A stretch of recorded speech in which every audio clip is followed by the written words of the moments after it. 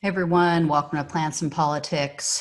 A report just came out. The House Select Subcommittee on the coronavirus crisis has announced that they've discovered numerous really egregious cases of fraud, which allowed over $1 billion of our tax money to be given to businesses that either didn't qualify or they double dipped or to actual criminals.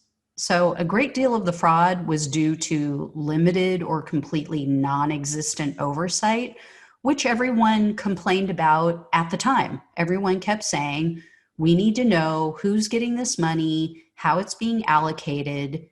We need to see where it's going. It's our money. It's our tax dollars. Why are we not allowed to know who it's being spent on, what it's being spent on, and have some sort of say in that? So, for example, part of the language of the Paycheck Protection Plan stated that Trump's administration would only audit loans over $2 million. Well, you can see where that can be exploited and people can come in and get $1 million loans or $1.5 million loans with no oversight. So as a result, the committee found that more than 10,000 companies double dipped and received multiple loans. And more than 600 loans totaling $100 million were issued to companies that had been banned from doing business with the federal government. $100 million to companies that had no business receiving this money, that even the federal government that is so corrupt didn't want to do business with them. And they said that 350 government contractors who had been flagged by the government for, quote, performance or integrity issues were handed an additional $200 million in our money, in taxpayer money. $200 million to companies that the government finds to have integrity issues. Let that sink in for a minute. Performance or integrity issues. This is our government who has enormous performance and integrity issues saying, yeah, I don't think these companies are really on the up and up. I mean, seriously? So more than 11,000 companies who received loans, in addition to all that, were flagged in the government system for issues such as mismatched addresses. Over 11,000 companies got these loans because their addresses didn't match what was on file. But we have our government officials and our president screaming and whining about mail-in voting, about mail-in ballots, and how they can't be trusted.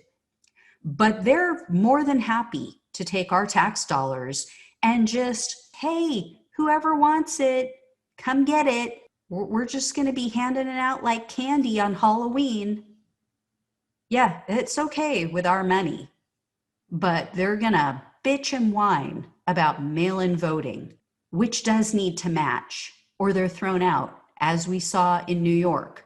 So Kyle Herrig, he's the president of a government watchdog group named accountable.us. He said the following, quote, President Donald Trump's administration failed to design and implement a program that would help actual small businesses and their workers. Instead, it cut corners and kept the American people in the dark. In the end, the wealthy and well-connected were showered with our tax dollars, and fraudsters took advantage of the program's troubling lack of transparency. Yeah, that's exactly what happened. Meanwhile, people who really needed the money, small business owners who really could have used that money, were left out in the cold. They completely fell through the cracks. I know because I know some of them. I have a friend who does hair, and she's opened her own salon in Texas. It was her lifelong dream. She had been saving up for years and years to do this. She finally opened her own salon. She was so excited, so proud. She had it for, I believe, 3 to 4 years before COVID hit.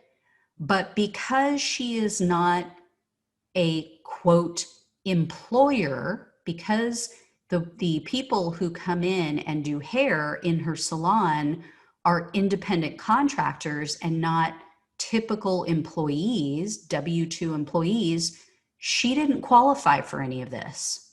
She didn't qualify for these government loans.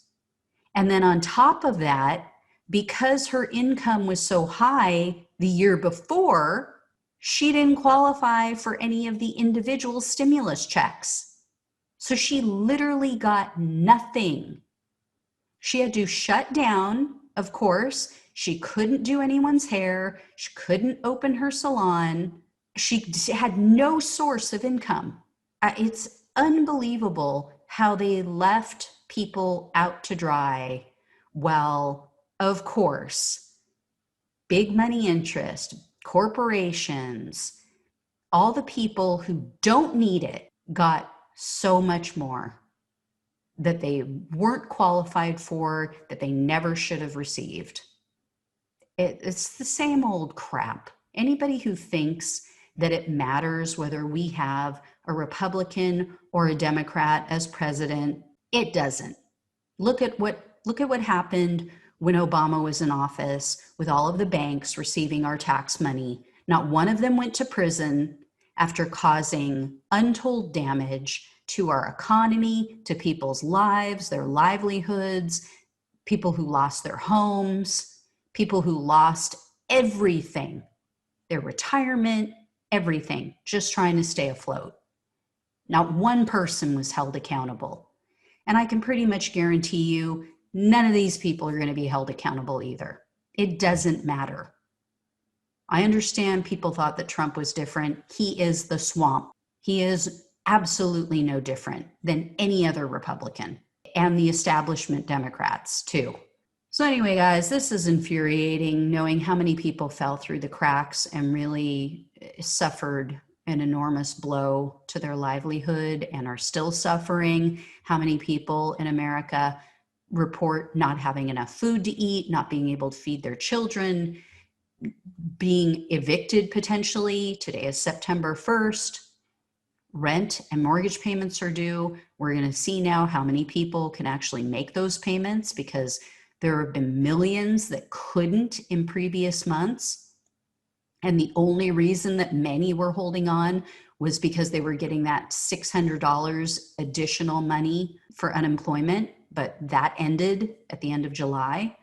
So this is just horrific. The fact that we put profits and corporations over people is sickening in this country.